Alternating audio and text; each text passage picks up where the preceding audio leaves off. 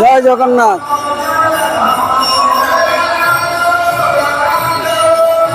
জয় জগন্নাথ।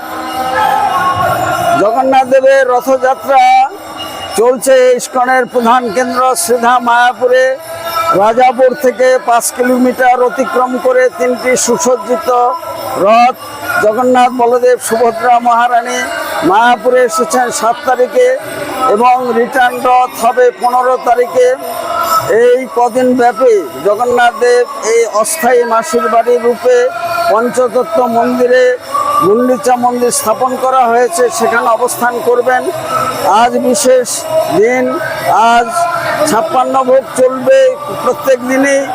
এই শুভ দিনে জগন্নাথ দেবের স্বর্ণবেশ ধারণ করা হয়েছে, পরানো হয়েছে এবং এই 56 ভোগ নামে মাত্র এখানে শতাধিক দেশ বিদেশের খাবার পরিবেশন করা হয় জগন্নাথ দেবকে।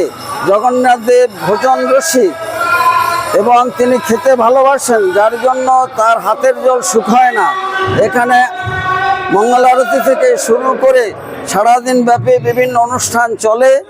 সেই উপলক্ষে নামে 56 ভোগ, কিন্তু দেশ বিদেশের বিভিন্ন খাবার, পিজা, পাস্তা থেকে শুরু করে কেক, লাড্ডু, খাজা, গজা, তার প্রিয় কাঁঠাল, বিভিন্ন রকম ফল, মিষ্টি এবং বিভিন্ন রকমের সেটি শতাধিক আইটেম পরিবেশন করা হয় এবং প্রত্যেক দিন 2000 লোকের মধ্যে এই প্রসাদ বিতরণ করা হয়।